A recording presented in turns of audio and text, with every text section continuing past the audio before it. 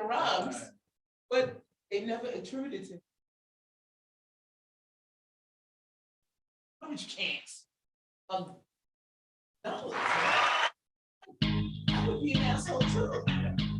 If I said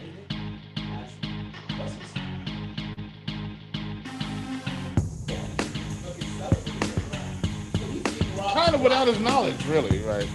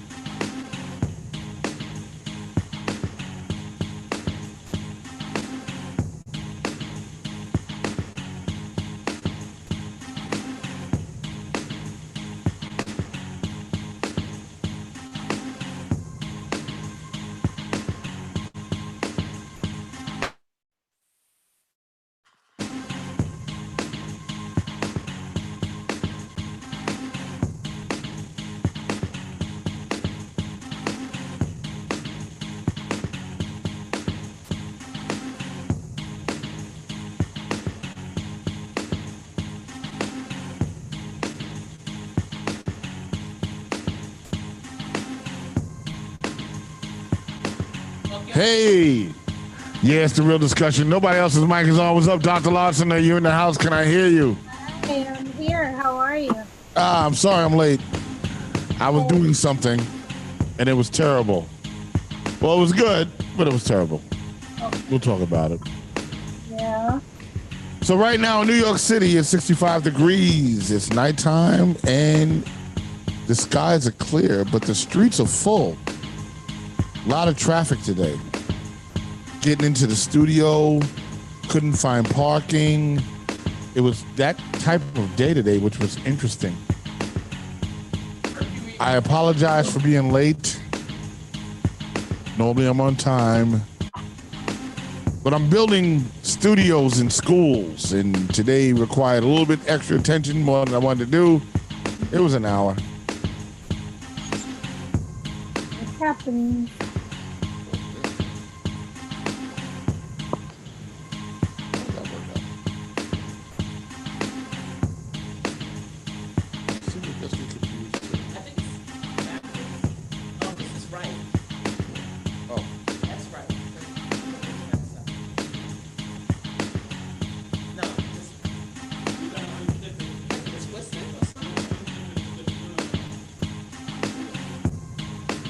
This is something you did, Jeff?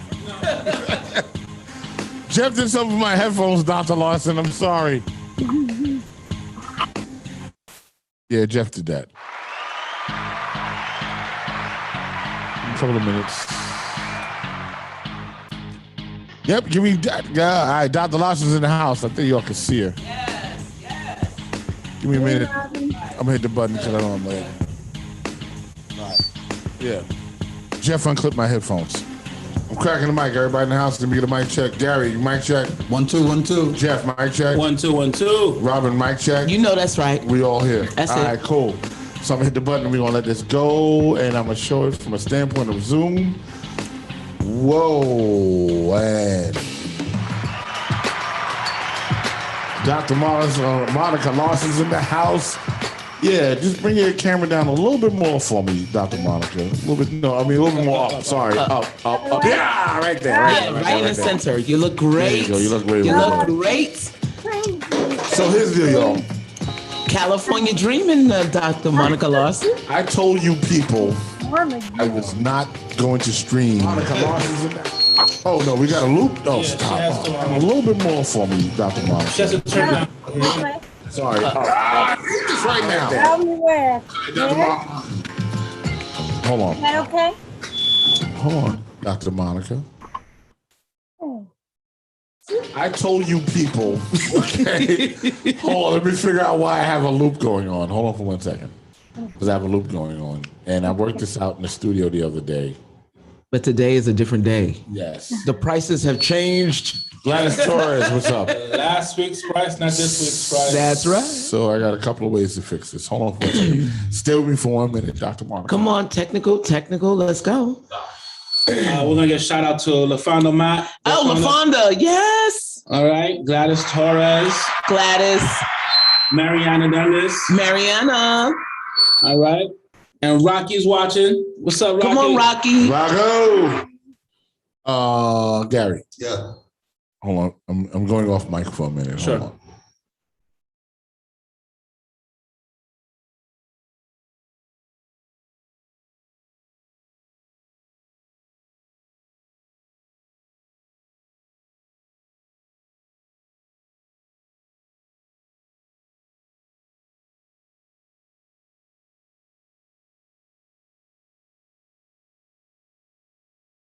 Yeah, give me a second, y'all. I'm getting Dr. Monica Lawson on the line.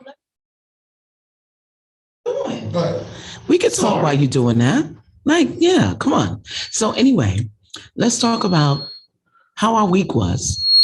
Jeff, how was your week? My week. Oh no, you killed my That ear. was you? Yeah, Oh, my okay. ear. All right, that's my. There you go. Gary, can you hear right now? Yeah. How about now? No. Good. All right, that was Gary. All right. So bad. All right. Let's put this. So how was your week, Jeff? How did you enjoy your week? My week was fine. What did I do this week? Switch the camera. Hey, Jeff, is that you? That probably is. That's probably it. Let me try something. Oh, wait, Jeff, how about that?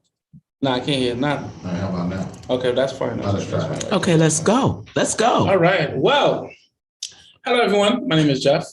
I bring the flavor. They also call me a big man. That's You know it. what I'm saying? Ow.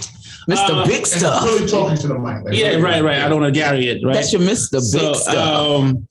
Absolutely. My week was okay. My week was good. I, went to the schools and did some last minute vaccinations to get these teachers vaccinated. And we also got some resistance from them. A lot of teachers was like, hell no, I'd rather retire. And I'm like, listen, you have till Wednesday or you can't keep your job. Right. Get out of here. Right. And also we find out also today, which you Yep, I did. Gave us the blast that, they're going to lose the fight, but we're going to get further in that. Yeah, that's right. I can tell you, I saw a principal actually quit the other day. Yeah. I was a part of that party. Right in front of me. No. I was there. Oh. And she quit. Like it was like Game of Thrones. Yeah, it was at the wedding with the red wedding. It was an extravaganza. I don't know what the red wedding is. It was terrible. You've seen Game of Thrones, right? No, I stopped watching. Game of Thrones. You have to watch the red wedding. I found out when they was doing some sort of incest and stuff like that. What? Got crazy. What are we talking about here? Yeah, like what?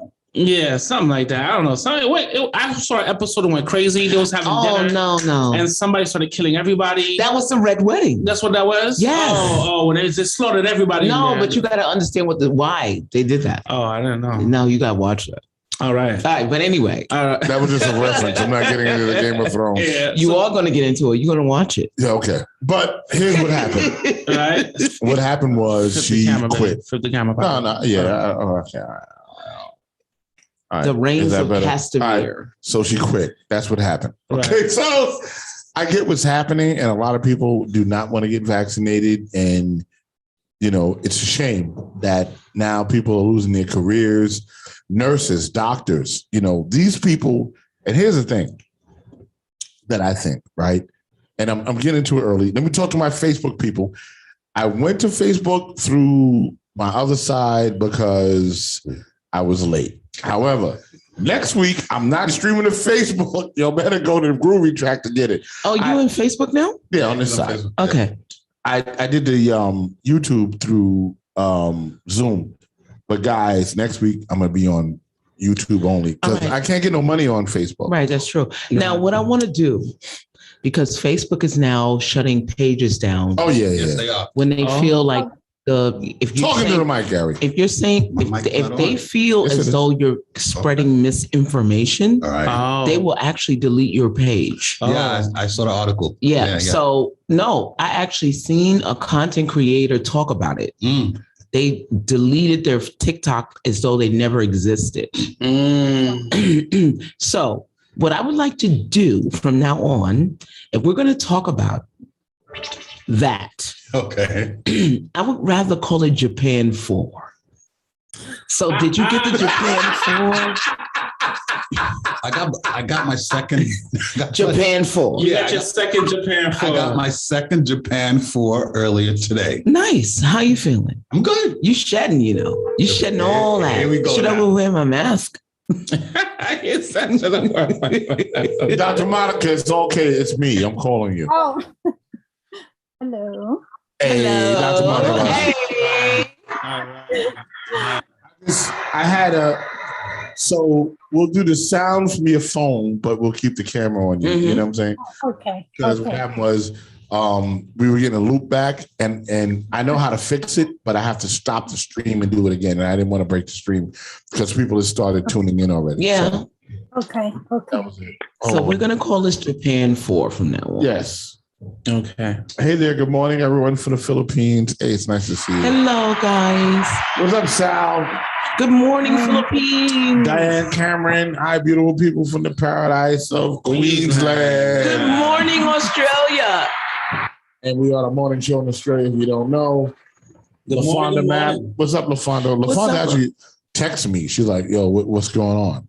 Like, why are you guys not on? I'm right. Like, I just need a minute, Yeah, you had a hard day. And she supports all our shows too. She's day one. She's day one. Even on my show on Sunday, she pops up, and I really appreciate you, Miss Mapp.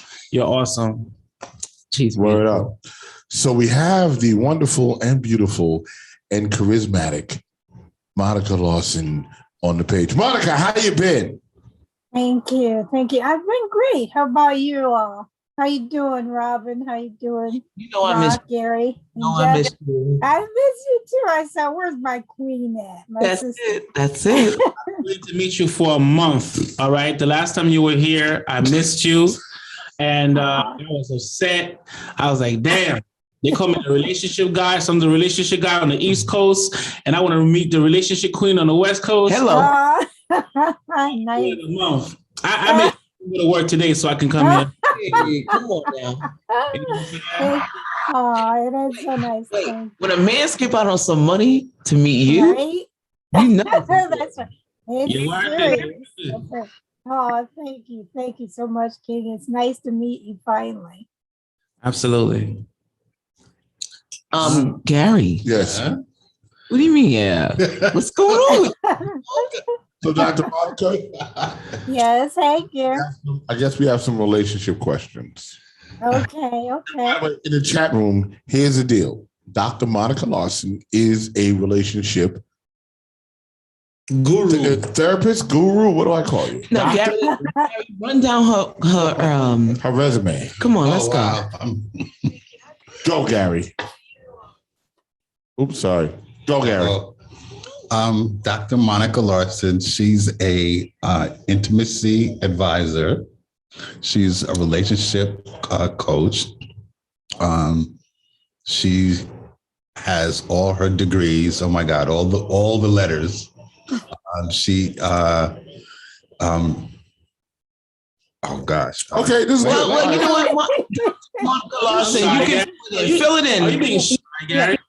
Fill it in. Because I'm about to get down to business. Thank you. Yeah, I'm an intimacy expert, relationship expert. I have I have my degrees, AA, bachelor's, master's in forensic psychology, my doctorate in clinical psychology.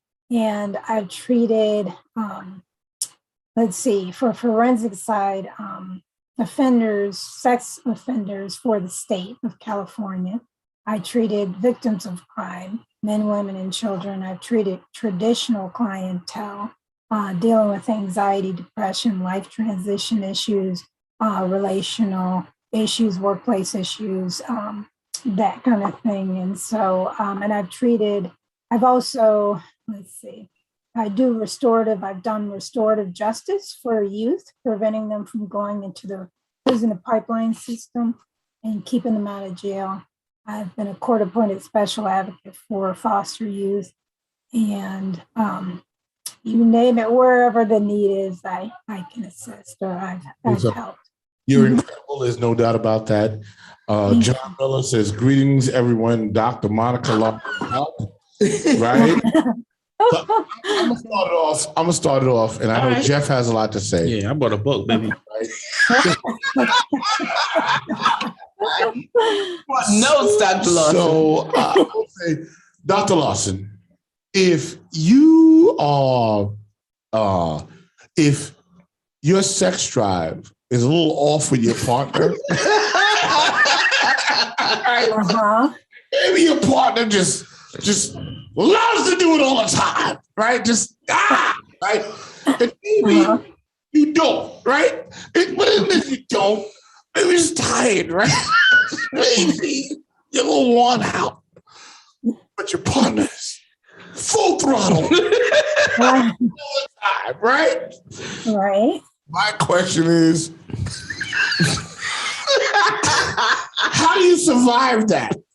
Right? Or how do you balance that out? Like, how do you fix that? Right? Well, how do you meet in the middle? How do you meet in the middle? Yeah, you have to have those open lines of communication with expectations, because that's actually pretty common. It's common on both sides actually, but it just came up again last week for a female client who had that issue with her husband, who was, as soon as he woke up in the morning, he was wanting to. Yeah, that's right. Right. Be intimate, she said, she's just frustrated because she's not a machine 24/7.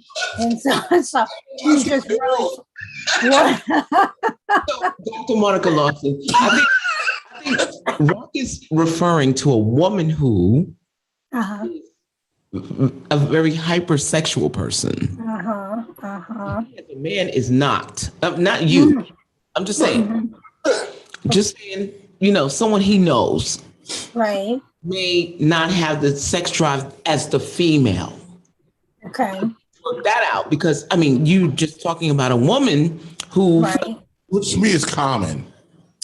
A What? woman to be Right. like, a woman For the to have low sex drive. yeah. Really? no, not Some of us don't. necessarily.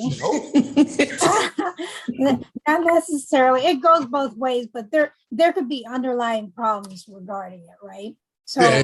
one, it could be hormonal. The hormones could be off, which you could have those easily checked with your doctor. Whether it's higher or low, you could still have it checked. But some people, one of the biggest reasons that people overcompensate with sex is unhealthy coping. It is good, and I'm going to break that down because the reason like sex is a great release and it's a natural relational intimacy that you need to have with your partner. So, but if you are using sex primarily as your coping mechanism, something's way off and wrong, and it has nothing to do with your relationship. It has everything to do with that individual. Got it. Some people will do that and overcompensate with sex. There's something else underlying. So just to jump in real quick. So the hypersexuality and using it as a coping mechanism, do you think it's because like it's releasing the endorphins or the serotonin to keep you at a brighter, or keep your spirit at a brighter level, right? But you're using sex as the tool for that? A lot of people will. So say, for instance, someone, and this is just, I'm throwing it out there, someone who suffered from substance abuse, but they were able to overcome their addictions. They'll usually replace that addiction with something else, whether it be sex, whether it be exercise, and they're going to go full throttle, just like they did with drugs. And so it just depends. But there's also other components, like someone who has a specific pathology. They can use sex or shopping like in a compulsive manner as well. Okay. No, I get that. I think that's wonderful. I'll take that. I'll take that too. It's various, things, but again, communication is key. And you just have to express what your expectations are and make sure that they're realistic, and just have that open dialogue and say, honey, okay, I know you want to, I love spending time with you and this is wonderful, it's so fulfilling. However, I'm a little tired right now. Can we revisit this, at another time? So, because there's also, people have pathologies also where they are hypersexualized, but there's a whole nother issue that where it's dangerous. Yeah, that's true. But I also want to add to that. So let's just say, a person you're in a relationship with is not that affectionate. Like they don't touch you, they don't show you affection. Yeah. Like, how do you cope with that? And that's common too. I just went through that with some clients, and it stems from past trauma that this individual had. And so it could be past abuse.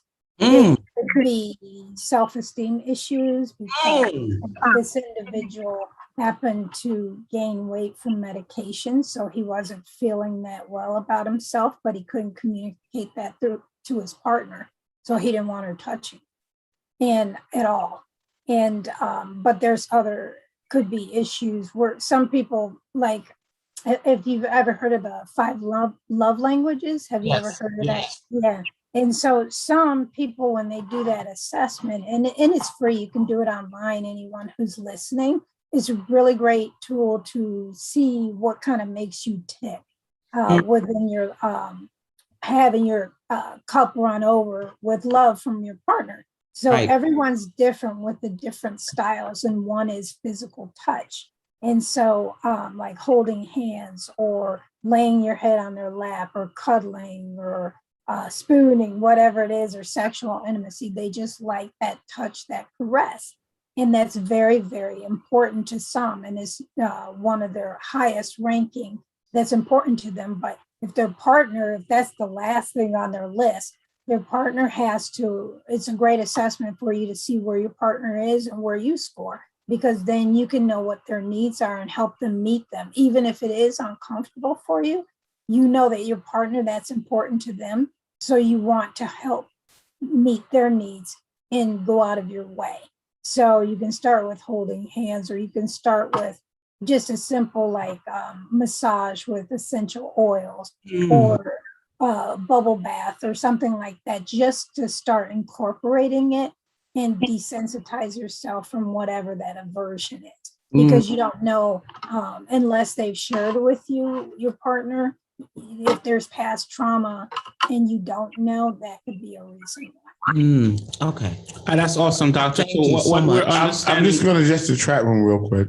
John Miller says, when a woman is in love with a soulmate but marries another individual, what is usually the outcome? Anthony Wright says, what's going on, people? Mal Pickney says, if a man is in his 50s with a 20-something-year-old, there is a sex drive problem. Duh. Alma says, nigga, please. A woman can have a high sex drive at 52. That's all I'm saying. Shit off. All right. Well, that's true. I'm a 52-year-old, and I'll vouch for that. Exactly. Hello. What I would like to address is John Miller. You be in these streets, girl. John Miller. Blah, blah, blah, man. You must be old enough to understand the problems. Dating someone that's older. Matter of fact, you know what? You're probably too young. Date somebody 50 and then call me, okay? All right, date somebody 50 and they will fuck your brain out, son. Okay? All right. Sounds personal. What's going on with you? Know something. You sound like you're going through something. No, because he's ridiculous. Because he understand. You don't got to be 20-something. You sound like you going through something. No, apparently women don't go just 20-something. Doesn't really. 40 to 50, you would have a problem, bro. That's all I'm saying. So get yourself a cougar. Get you a granny or a cougar, and you will see what will happen to your ass. All right. Next question. So, John Miller says, when a woman is in love with a soulmate but marries another individual, what is usually the outcome? For the husband or the soulmate? Right. Both lose, in my opinion. What are you saying, Monica? Well, okay, so why did she marry another gentleman if she was in love with her soulmate? Can I give a short insight of that? Go. Back to you, Jeff. As far as a woman who is in love with a soulmate but marries another individual, I think what women are definitely looking for in the foundation of all relationship is safety and stability. Mm-hmm. Love doesn't put food on the table, and it's something that's said all the time. So you can be in love with this soulmate. The person can fill your cup emotionally, can fill your cup sexually. However, if he can't pay the bills, if you don't see a longevity with this man, you know what I'm saying? Or a significant other, you may be inclined to not really have a good, a large lifestyle or extensive lifestyle. I was watching a movie I think it's called The Black Book or something like that, where this young lady, she was in love with this man, you know what I'm saying, highly in love with him. And it was a summertime fling, so to speak. And she really fell in love with this man. However, the mother he got sent away to the military, and he was sending letters back to her, and the mother blocked all the letters. Oh, you know what I'm saying? dang. And because Like the color purple. right, so at the end, the lady end up being with a man that's an affluent gentleman that's able to give her a good lifestyle. And when she addressed the mother, was like, "Listen, why did you do that to me?" The mother took the daughter to where a charcoal, mill and stuff like that.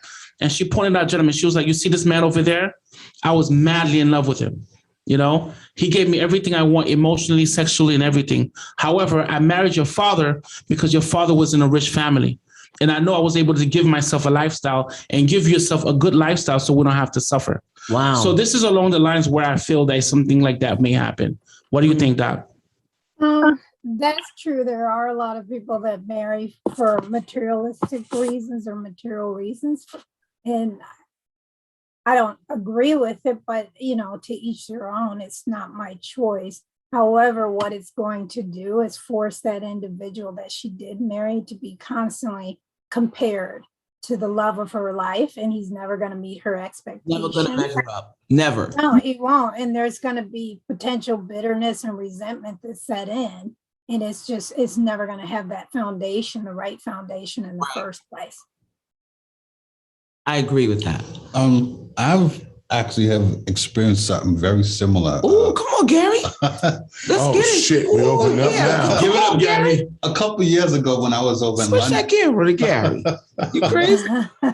Double screen right All now. right, so a couple years ago when I was over in London and I was visiting a friend, and me and her mom, we all had dinner, and her mom had dinner with us, and her mom basically, was talking about some things, but one of the things she did say when it came to relationship, she was like, love is like third, I guess the way she was brought up, love is like third or fourth on the list. Got it. Right? So to Jeff's point about marrying for stability and stuff like that, I've heard it firsthand. Yeah. And this person was my friend comes from a very affluent family. Okay. And her mom at the time was about 70. And she basically said that, how she was brought was, Got it. so. No, I get it. But here's the issue now. See, we talk about women who were brought up that way because of the situations they were in back then. Mm-hmm. Now we got women who went to college. Mm-hmm. They got flourishing careers. They're making six figures. Mm-hmm. How does that jibe with, okay, you can find the man of your dreams and he may not make as much money as you, mm-hmm. right? You don't even need to have that kind of dialogue within yourself anymore. That love of your life may be a bus driver, and you could be a CEO of a major corporation. And there's nothing wrong. Right. So the times actually dictated how women made their choice based on their economic situation. Right now, women are free to make money to choose who they want.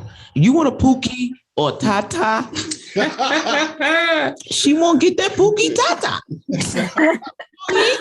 Pookie Tata Poo Poo. No, there's a lot of lawyers who actually fall in love and marry criminals. Yeah. Right.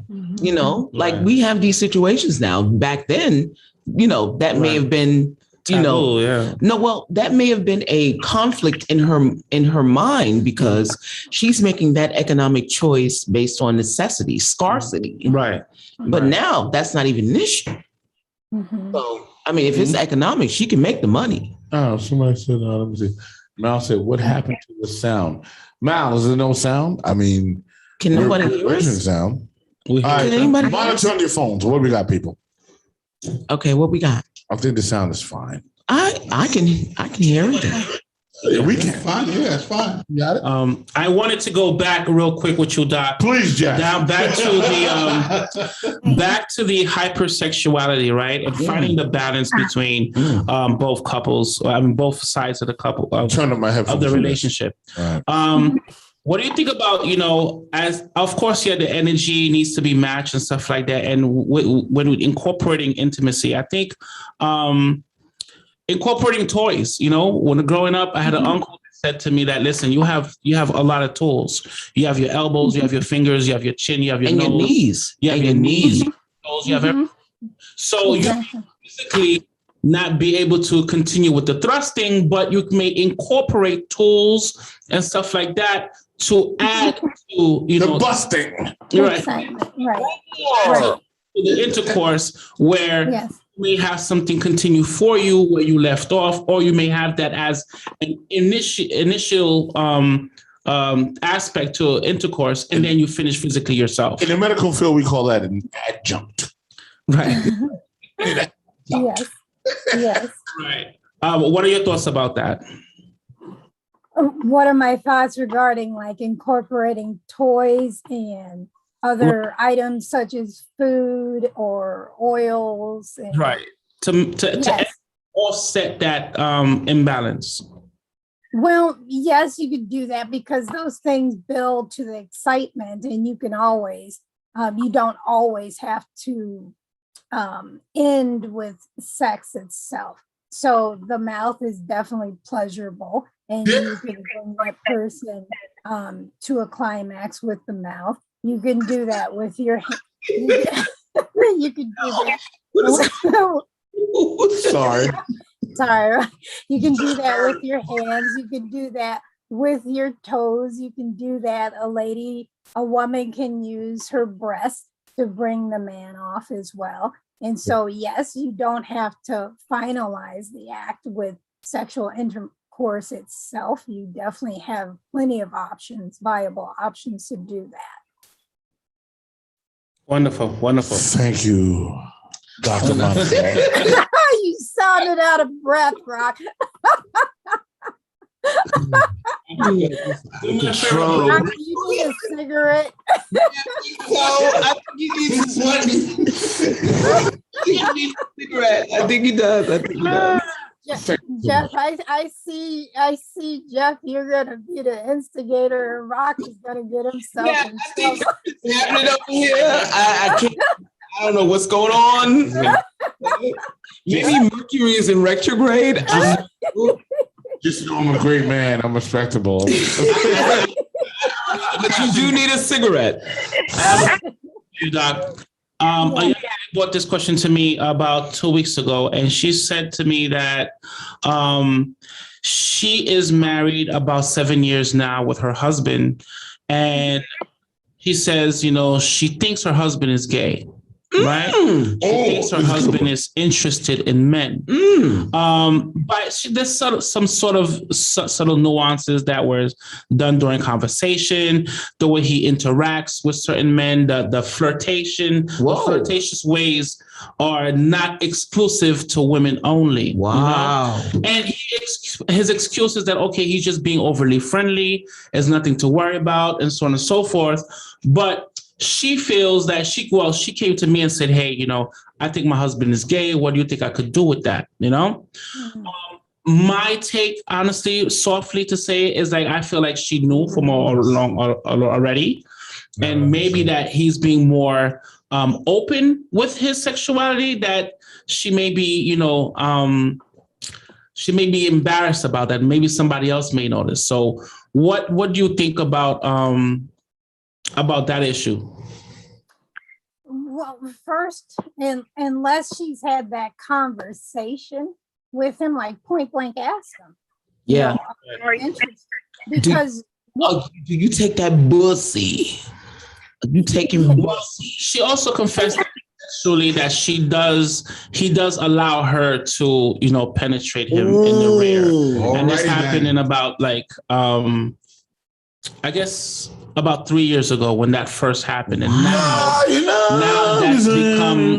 that's become a general request during intercourse. Wow. Where, things are going out. She's milking the prostate at this point. Well, yeah. So that's concern to her. So I'm sorry, you said 3 years ago, he wanted her to penetrate him. Yes. That was in their sexual act. And I told her, I was like, there's nothing gay about that. That may be something they can, incorporate to add on to the intimacy. However, it's to the point where he can't finish unless she does that. You know? She's milking the process. And it doesn't mean that he's necessarily gay, because there are some men that really get sexually aroused by having their finger, the woman using her finger or a device in their rectum, in their anus, and because there's extra glands down there that brings them to a different level of climax. And so it doesn't mean that he's gay. It's just another erogenous zone that he enjoys. But unless he's like milking the prostate. Yeah, unless he's being honest with himself. I'm not saying that he isn't, but she has to have an honest conversation with him where he feels vulnerable enough to share with her. Because it's possible in the past, like in his past, that he's had some type of interaction or unrepressed sexual desire towards another male. But unless they have that communication, it could be just a figment of her imagination and cognitive distortions where she's just running wild with these irrational thoughts. But Dr. Larson, if he's a dildo bigger than his manhood and he wants it in him. Yeah.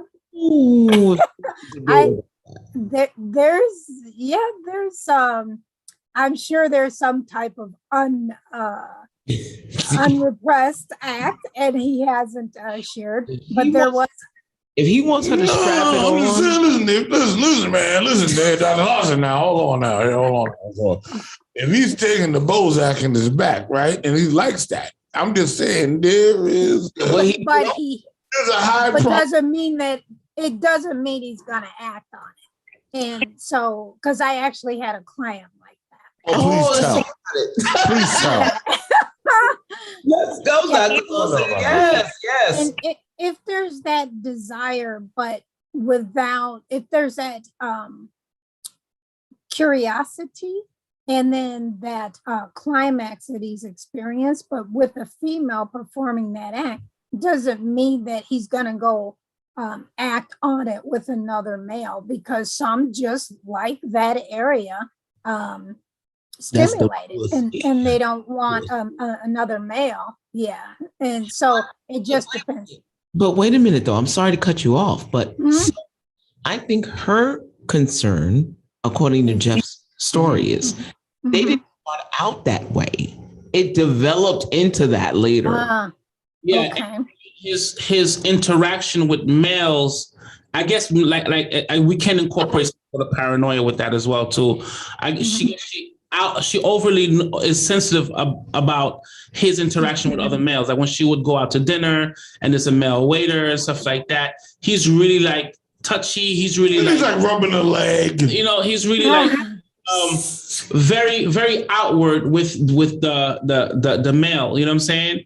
And she just said after that, that's when he started really. And there's a new male friend that he has, a best friend, that they go to work out a lot and stuff like that.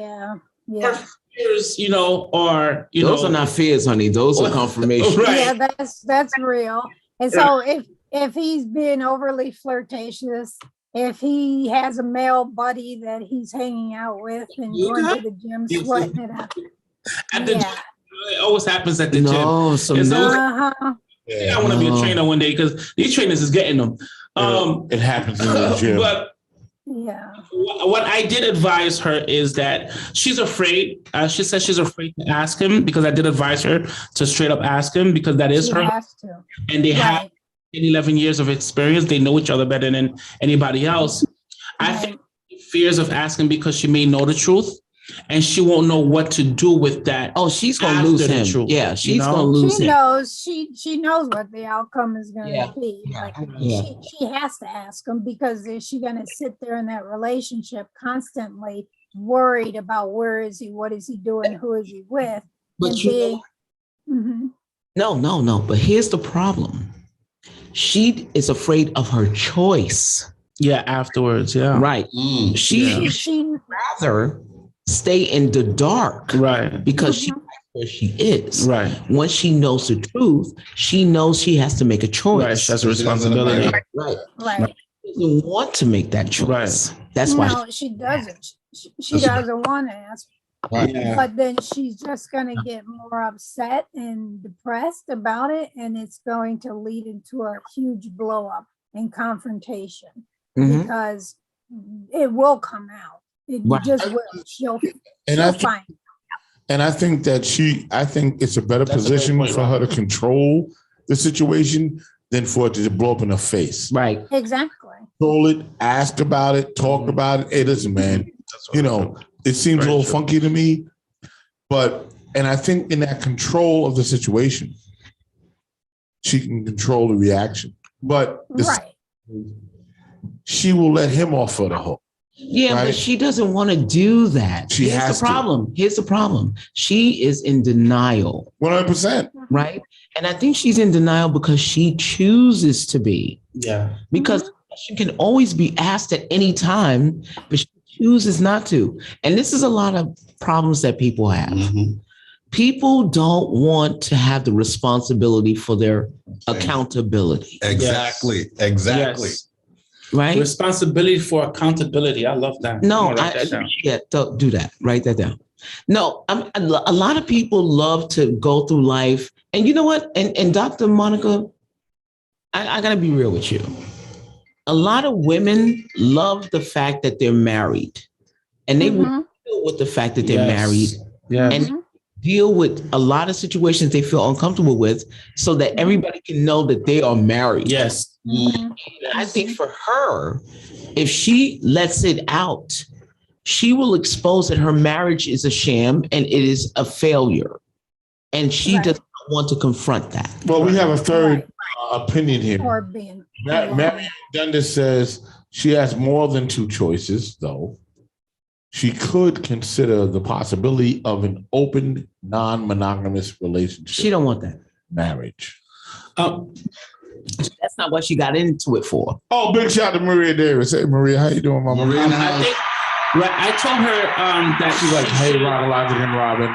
Rock and Robin, tweet. Oh, shit. I told her that she should definitely speak to him because her insecurities now is what's being at play. You know, her insecurities are being heightened. She's doing more things to get his attention. If he comes home late or stuff like that, or he spends more than an hour at the gym, you know, things like that. And she's like, listen, she said to me, she's like, Jeff, I feel crazy because I'm being jealous. If it was another woman, that would be one thing, but I'm being jealous over another man. You know what I'm saying? And that's making me feel crazy. So I told her, I was like, listen, nobody got to know. If you and your man know, because there's a lot of things that happen in marriages that you keep within the marriage. If you're okay with yourself and you speak to him, it is how you say the things, you know what I'm saying? You how you use the words and speak to your husband because she said to me that they were best friends before they got married. So I don't think that kind of erases. I don't think that goes away. However, if you know how to speak to your best friend, right? You can say, hey, listen, I think this is what's going on. I think this is what's going on. There's no judgment, but make it clear for me is what you want. You know what I'm saying? And maybe we can work something out. Oh, so she's willing to stay if he decides to tell her? She's willing to stay because of exactly what you said. She doesn't want to look like she has a failed marriage. I mean, she has a whole family that's looking at her like, you know. She doesn't want to. She doesn't want to be alone. Yeah, and that too. Well, a lot of women really do a lot of things out of pride. That too. They put up with things out of pride. Right. There are a lot of women who are being abused at home, being, it's domestic violation, but they would rather stay in order to maintain their, yes, their status. Validity. Yes, I agree. And I think that it's embarrassing. To compromise yourself. Well, not only that, but you have built your life around a bubble. Right. Right. You have a bubble of a perfect life. Everybody sees you, they admire you, you have kids. Right. He seems non-threatening. Right. Definitely. You know what I'm saying? He could be successful. Right. And everything looks great on the outside. Ask Jada Pinkett. Right. You know what I'm saying? She's great. You're good at segues. I'm saying. Because I'm kind of interested. What is going on with Jada Pinkett? Wait, let's finish this first. Right, so that shit is dope. And I want to get Rock is running, and I want to get Dr. Monica Larson's opinion of Jada Pinkett. I don't even know if she. I don't know what you know. She about knows this. What do you know about this? Well, I read the other day, Will had made a statement that she wasn't the only one who stepped outside the marriage, that early on she's non-traditional when it comes to marriage. So she was very much wanted an open relationship. And initially that wasn't his thought from what I heard. And he eventually warmed up to the idea, and he also had his relationships, external relationships. And they tried, from what he said, to stay monogamous, but I'm not sure if that's the case now, but they have. Definitely getting a divorce. Pardon me? They're definitely getting a divorce. You think so? I kind of think that they're gonna. I think they are. I think they're. Well, I think they've come to like a compromise, and so he can do his thing, she can do hers, but they always come back together. And I think they just evolved, whatever their relationship has just evolved to what it is, but they have that agreement. And it might not look like everyone else's when it comes to traditional, but it works for them. I'm gonna put money on the table, right? Oh, that they will stay together. You know, you don't win bets. I know. Okay. I know the Fat Joe Ja Rule thing. Oh no, just that ain't just the only one. But I'm thinking that I gotta ask you. style of their relationship, you know, and the openness in that relationship, I think eventually they will become monogamous. I think kind of all got to get their, you know, whatever their thing is off, and I think it'll slow down. I think it will. Yeah, maybe you're right. Mariana Dundas says, I think Will and Jada will stay together. I agree with Dr. Monica.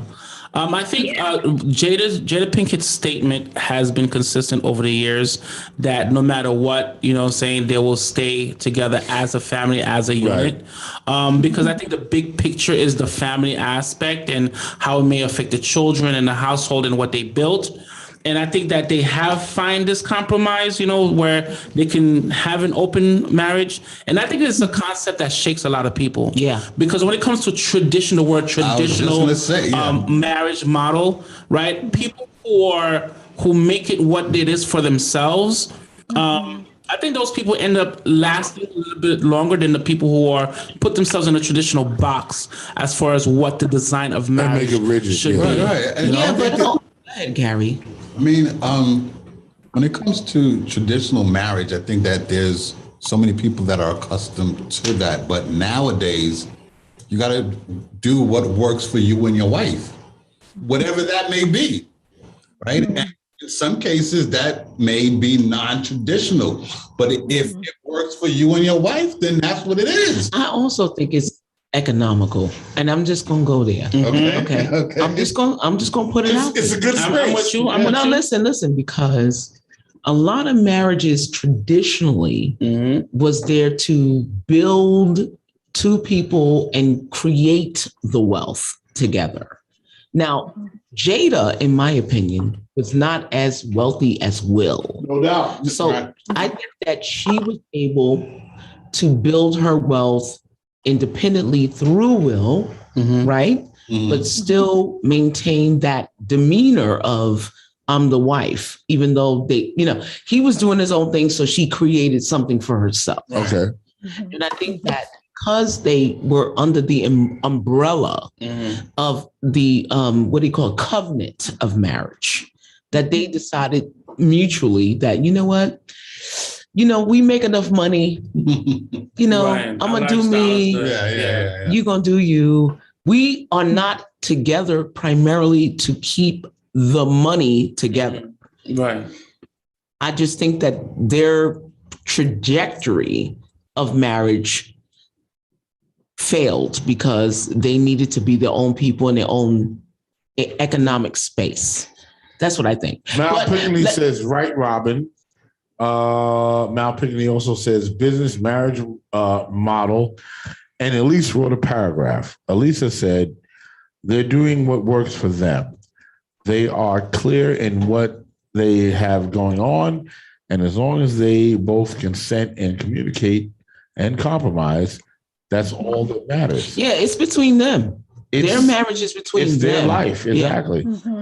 And whatever makes them happy. Everyone isn't meant for. But she is making it clear that she's not happy. And what she said she's not happy about. Her past is now, I don't know why Daz Dillinger decided to put her business out on Front Street, but he made an accusation about her having an affair with a 15-year-old boy when she was 22 years old. Oh, she was doing that. You know what? I think we're picking her head. Nah, we not. No, we not. No, we not. Let me tell you why. Let me tell you why. I think it's a day and age problem here. No, it ain't. No, it ain't. No, it ain't. Let me. If I'm 15, when I was 15, someone give me some ass and they're 22. See, I'm not squealing. This is where you wrong. Listen, I'm not this is where you wrong. Yo, she gave me some pussy. I'm not doing that. This is where you wrong. I'm like, yeah, she gave me some pussy. No, you're doing a false equivalency because a 15-year-old cannot consent to anything. No. Okay. You can be a boy and you may think you King Kong for the day, but at the end of it all, legally, a predator. You cannot consent. Even if a woman is fine, she can be a teacher. This happens all the time. Yes. But no. It works the same way for women as it does men. If my son was 15, I would never be like, oh yeah, well, you threw it down, bro. Ugh. You as men. No. No, wait. Okay. So let's just say. Yeah. Jada was a man. That's a different story. No, it ain't. Okay. Because what are we talking about? It's still a predator. What are we talking about? A 15-year-old cannot consent. Okay. No. Legally, they can't. And because she's a woman, you look at it a certain way, but sexual deviancy can cross all boundaries. I agree. Right. Whether she's a woman or a man, he's 15 and he cannot consent. Right. And she would be labeled a predator. I would like to piggyback and say that the psychological effect. No. The psychological effect. He has a hard penis. That's what he has. Correct. Which means to be used. Jeff, he used to, he used to have sex with concrete. Still dickhead. Right. But that does not negate the fact that she was wrong. When I was a teenager, I did have, intercourse with an older woman. Yes. No. She was bad. When I was 16, she was 23. You know what I'm saying? Oh my God, that's terrible. I thought that was the coolest thing in the world. But now I have a 15 and 16-year-old. I would never want that to them. Right. Because I'm thinking of now the innocence that's robbed. I'm thinking about, the sexual openness that you add to this child now, that you have to be responsible for what you're exposed to. And to take into account the psychological aspect that may be affected, you know what I'm saying? Right. That this kid may think that, okay, sex, this is what sex is. Right. He may think this is what intimacy is. Right. He may think that he can go to any other 22-year-old. Right. Or take whatever, he got from that and maybe you know how they say predators breed predators? Right. So he may take that and how can I say that? Essentially become a predator to his peers. Yeah. So I think a dangerous line that. So what do you think, Dr. Monica? Yeah, I agree with Jeff. I agree with you, Robin. It is sexual deviancy and it's predatory. So she would have been in jail had it been reported. And there is like a statute of limitations as well regarding it. So I hope I didn't lose you. Can you see? No, we can hear you. Okay, there you are. Okay, so there's a statute of limitations regarding it. However, it is sexual deviancy, and she would end up on Megan's list. Any individual, because the child is not of age to consent, whether male or female, even if social expectations or social expectations say, oh yeah, it's cool, it's a rite of passage, that kind of thing for a male, it's still wrong. because long-term there are psychological effects that are going to happen. And usually when that individual, that young male, starts processing it, it does warp his whole sense of intimacy. It warps his whole sense of trust, betrayal, self-esteem. And then usually many times what we've seen are the victims end up with substance abuse, trying to cope in unhealthy ways, and many of them become predators. There's different reasons why this predators are have that sexual deviancy, and many times in the cases that I had seen, they were victims themselves that never received therapy to work through it. Well, suppose the teenager is the aggressor. They're still out of their mind. They're not even. I'm just asking. Operating in a mature space. Listen, and you know what? I'm going off. Go off. Go off. Right now. Let me go off. Go off. Yeah, that's it. Yes, y'all. But you know what? Let me tell you something. See, here's the problem. I think that men have, and nothing against you all, but men think that the quantity of sex Partners. equals the quality. It does not. That's where you get it wrong. What you get, what you miss in that. Well, if you think of it as an alpha male, oh, he's getting it. Here's the issue. The issue is nothing can compare to your mental and emotional stability. Women can throw all the peace leave all day at you, but that does not make you a quality man because you have this kind of access. Right. It's all about the quality. You have to build intimacy. You cannot build intimacy with a 23-year-old when you're 15. No, it's emotional. To piggyback on what Robin is saying, first, if a 15-year-old is able to talk a 22-year-old out of her panties, given the fact that women are the gatekeepers of sex, then she has showed a lack of, cognizance and a lack of use of a weakness in her mind, And also to another point that you made, Robin, young men, definitely, we are plagued with this rites of passage, with being, mostly sexually overt, you know what I'm saying? And like I had uncles, a lot of my uncles and other men in my family, a lot of them were, they were promiscuous men and stuff like that. And they had multiple partners. And growing up as a teenager, to want to look up to the male figures in your family, you would want to be the one to take down, multiple females and go back to, the clan or the family and say, hey, this is how much I got and stuff like that as a rites of passage. So us men, sexual education, it needs to be broadened and needs to be clarified on the responsibility of using, your body parts and what intimacy is. And that's something that we lack in a lot of a community. And to that, at least, right, she said that law is law, a minor is a minor, and adult is adult. Legally, you can't mix in. It's sickening. A child doesn't have the maturity to make those kind of choices, and lack of experience and predatory. Yes. Said also, Jada Pinkett, if this is definitely true, she also said, because I was watching the Red Table Talk, and this is her 50th birthday, and she had a lot of accolades. A lot of her peers and friends came and gave her love. And she was asked to make a couple of wishes, and one of her wishes for her to actually learn how to love. And a person at 50, if you're trying to learn how to love at 50, they say you can't teach an old dog no tricks. Learning how to love at 50 also shows me that from 49 down, you were either had a wrong view of what love is, or you were chasing the wrong thing, her entanglement with a younger man with August Alsina, I think he was 15 years or 20 years her junior. Yeah. So that was her son's friend. Right. So that means, which made it even worse. So that means either you even have that experience or, you're looking for love in all the wrong places. Well, and I do agree with that, Jeff. Like what female predators make up, sexual predators are 2%. It's very low. It's 2%. And many of them were teachers, but there's that few that were also, it was situational. And I'm not justifying their reasons for why they did it, but many of them, they truly were either in an abusive relationship. I'm just talking about the people that I treated.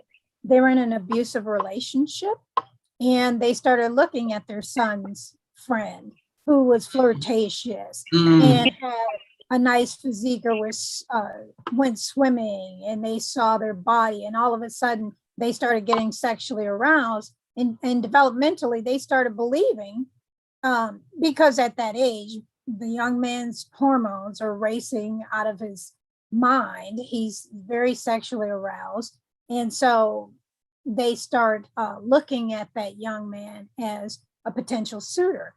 So in the instance of the females that I treated, if they weren't teachers, they were just regular women, and it was an opportunistic because they could. And they were either in abusive relationships, or had very low self-esteem, or had past trauma where they were sexually abused. And they started seeing themselves as their girlfriend. Right. So from the woman's standpoint in that relationship, is it a manipulative thing that they're seeing? You know, like they're like, oh, you know what? I got the answer for that. And I know that he's feeling me because, you know, when you're that age, you think it's real, right? You think it's real. And is it a manipulative thing? Before you answer, Dr. Lawson, I'm gonna chime in on this. Go ahead. It is manipulative because power is in their hands. She's the adult. And not only that, but women crave attention. Yes. Listen, that's the bane of a woman's existence. She is attractive when she knows she's attractive when people give her attention and time. Okay. When you're bored and lonely, I always tell women never date when you're bored, because you'll take in anybody, you know. And when a man gives you his energy, attention, and time, oh my God. If you're maladjusted, and you are in the need of feeling validated, right? By an external stimulus. Anybody, it doesn't matter, 8 to 80. That's why women love dogs. They give us energy, attention, and time. You know what I'm saying? Anything that can give you energy, attention, and time, and on top of that, give you a sexual gratification, make you feel sexual. Why would you not think she would be a predator? She will be a predator.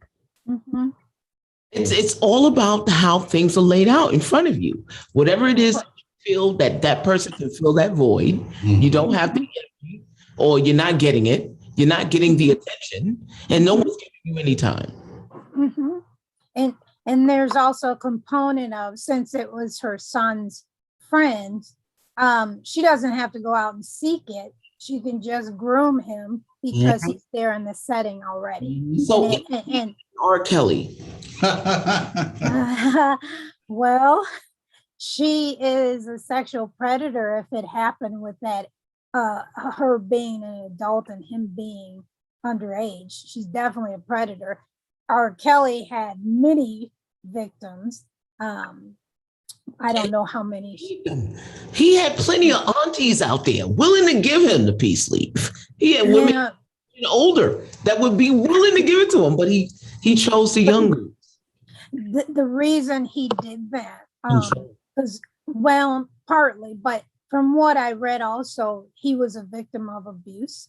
I believe I read somewhere male and female when he was younger, and that's no justification what he did, but he also had very low, and he had very low self-esteem because he wasn't able to read or write, even though he had achieved all of this fame and accolades from his talents. He still had very, very low self-esteem for the portion of him not being able to read and write.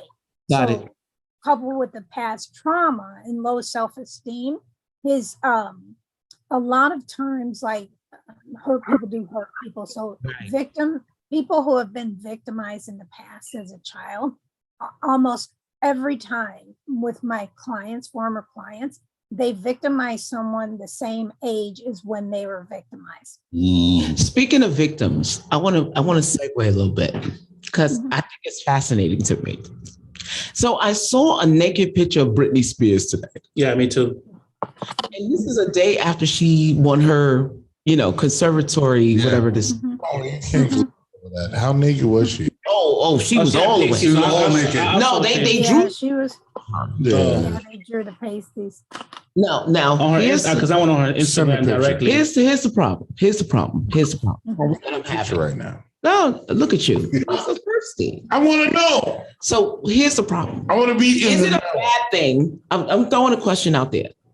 Is it a bad thing that This is she directly on her Instagram? Yeah, she put that all on her Instagram. Yeah. She's all naked. Is that what it is right now? Oh, she doing it right now. She was. No, but here's the issue that I'm having. Now, This I know problem that is Britney Spears, I mean, I didn't watch the documentary, but I do know that she was exploited as a young girl. Oh, absolutely. Yeah. Okay. She was exploited. And, she shaved her head off and she kind of like went nuts, right? And then they really figured out that she needed to be reined in because she had billions of dollars and she would have ended up dead, right? Had she been on that trajectory. So her father took over the conservatory. But I'm thinking, is it inevitable for her? You understand what I'm saying? Like she's doing this one day after she loses her father is like no longer the conservatory. And she does this, right? With the fiance. Right. Is it inevitable? Does she need a conservatory? She needs one. I think she does. I feel she does. I agree that I don't believe her father was the right one for her. So I do believe she needs someone, especially because of her pathology, and to ensure that she's complying with her medication, therapy, and everything else. Because depending on, I think she's bipolar. Is that it? And I'm not sure if it's another co-occurring disorder, but bipolar. So for sure, she needs to stay on her medication and comply with that. She needs to avoid certain substances so she doesn't go back to abusing drugs, because she was doing that, and alcohol. That's only going to compound the problem. She does need someone just to monitor her and ensure that she's doing the right things. Not to the level of what her father was doing, allegedly, with taping her bedroom conversations. Yeah, that was kind of creepy. Yeah, I think once they unravel all of that and produce the evidence, he's going to be looking at some serious consequences. Yeah. He may be doing some time.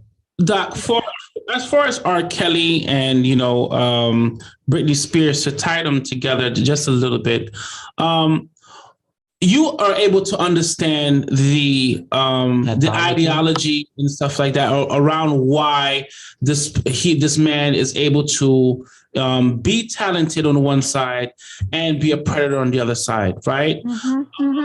I think at this point that jail is the ultimate sentence. What do you feel about jail and reform as well? Because we don't offer any reform to none of these people. You know what I'm saying? What do you think about that? Well, there is reform, because that's part of what happened, why I ended up treating the individuals I do. So depending on the level of the severity of the case and victims, they can go anywhere from Dr. Love, stop playing. That reform for a pedophile is castration. No, that doesn't even work. That doesn't even work. I'll tell you what. You can burn it off chemically and they'll still have the same predilection, right? Yeah, they'll eat right, because it's in their mind. So they can use their mouth. They actually have said this. They're like, do what you need to do. And I still have my fingers, my tongue, my nose, but it depends. There's some that, depending on the level of severity, say, for instance, their parole conditions, once they're released, they have to go to therapy twice a week for group and then individual. And then they have to check in. Depending on where they're at, because each city is different, depends on how much they're going to monitor them. But some are truly remorseful. That's the key. You got to monitor their behavior 24 hours a day. And right. Some and, well, they have to be motivated too for change. Some are truly, truly, truly remorseful because again, it depends on the sexual objectification. So what is it that they're aroused to? Because some, it is children and they're wired like that. Right. So we had a thing called, we call it a penile plesimeograph. And basically it's a lie detector for the penis. And we actually set up these electrodes. The children playing and stuff like that. And they meant how hard you get? Yeah. Well, what they do, they put this television in front of them with images constantly random, and it could be a male, female, they'll mix it up. And then they put children, and it's attached, all these electrodes to their penis, and they sit in the chair. They cannot touch anything. We have video cameras on them at all times. And so the body will react, is involuntary. Right. So you can't fake not getting aroused. So wow, that's true. You know, they can say all they want. And when they do like group therapy, individual, or have their what do you call it? Where they have to, it's twice a year where they have to actually take a lie detector to determine their level of like, if there's deception. So with that, it's involuntary. Their body's going to react. Right. So their blood pressure is going to rise. They're going to start sweating profusely. You say, oh, are you aroused to children? No, I haven't done that. Well, ding, ding, ding, penile plesimeograph says differently because they cannot your penis graph. Your penis graph. It's never allowed. Yeah, their penile plesimeograph. Yes. Wow. Plesimeograph. That sounds like crazy right now. It is crazy, and nobody wanted to clean it up afterwards. That's for sure. Oh, no, I love this. I love the way this is going. Right. Back to the chat room. Anthony Wright says Jada is close to Cardi B as a predator. Then R. Kelly is more of a Hugh Hefner. I would like for you to further expound on that. Yeah, I don't know about that. And Cardi B relates. I don't see where that relates.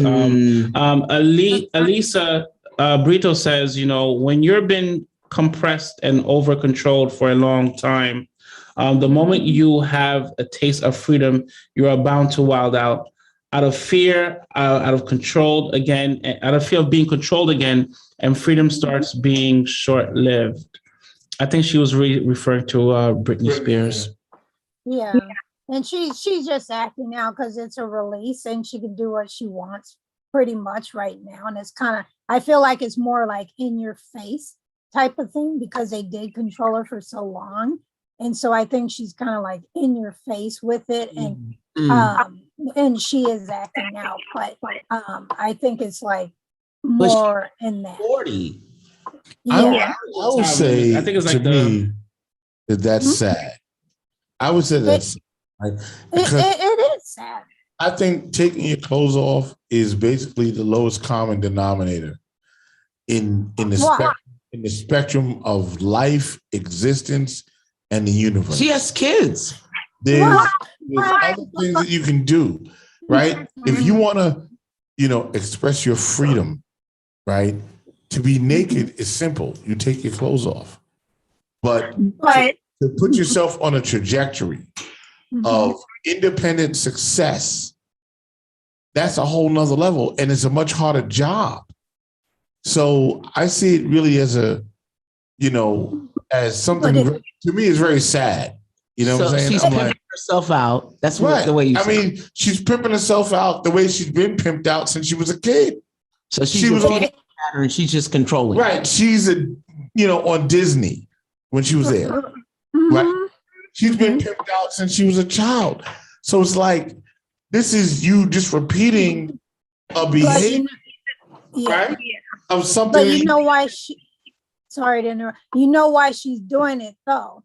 because when she was exploited before, it was someone doing it to her. Right. She's controlling her sexuality. That's why she's doing it. And that's the sad part, right? It is sad, but it's subjective. She's adapting the concept and the ideology of the abusers, right? Not necessarily. No. Let me explain it. Okay, go on now. Because abuse can come in many forms, right? Psychological. So as she would, you understand something. When you're a child and you're turned into a star, or they're making you a star, you don't have the opportunity to be a child. You don't even know what it is to be a child. You don't know what it is, right? So here she is. She's basically a different version of Michael Jackson, right? Mm-hmm. And now, but her money was controlled. You got to talk about that part. And now it's like, okay, you're free, and she don't even know what to do with it. All she knows to do is what she's been taught to do, which is she's been pimped out all these years. She said, I'm going to take off my clothes, and now y'all can see I'm free, right? But she never thought, you know what? Let me create something different and beautiful and new. Let me buy a canvas and let me start painting. And this will be Britney Spears art. No. No. Because it's different. Listen, I don't care how you get there, but the naked shit to me is the lowest common denominator. That means that her trajectory is going to go down from here. And I got to tell you something. I agree. I'm going to predict this. And maybe it sounds controversial to me, but judging from how she was raised, I mean, she grew up eating like cake mix in the trailer parks. She don't know nothing about being the person you expect her to be to evolve culturally. Right. Mm-hmm. This is not her lane. She's ratchet. She grew up with ratchet people. She got money. They didn't. They latched onto her. And guess what? Genetically speaking, she's headed for a disaster. In the next 5 years, I'm telling you right now. So are we saying because she's not educated? Listen, she's not culturally. Okay. Because she's trailer park trash, right? Because that's what we're basically saying. Well, that's what I'm saying. And I'm with you. That through her travels, through her evolution, that you can't elevate? No.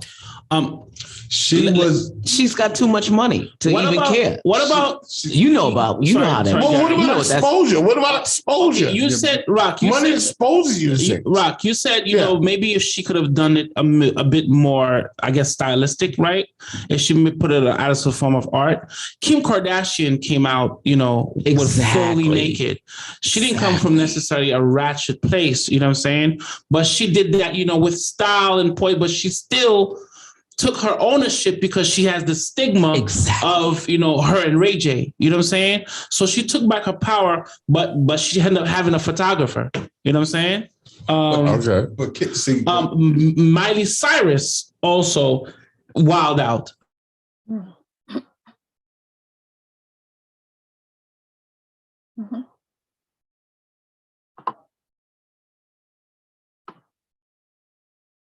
Well,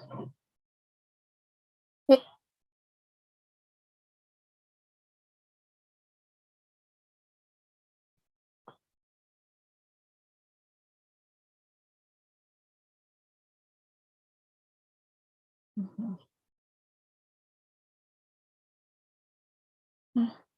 Mm-hmm.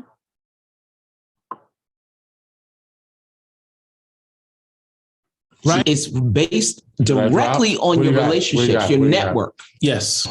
And I believe that Britney does not have a network. Yeah, we're not on Facebook anymore. We're not on anything anymore. Hold on. Everybody sit tight. Dr. Monica. Yes. Yeah, she's there. Give me a minute. I'm going to have to restart. Okay. Everything just crashed. I don't know. I wonder how. With your true. You got Britney Spears. That's why. You got the nervous. You weren't talking about Britney Spears shit. You should have made white girl. And Yes, he just lost his mind. He saw those stars on those titties. He was like, "Oh my God, I'm gonna cut everything off." Dr. Monica, give me a minute. I'm coming back. All right. Okay. Okay. And maybe Zoom might work now. Oh my Okay. God.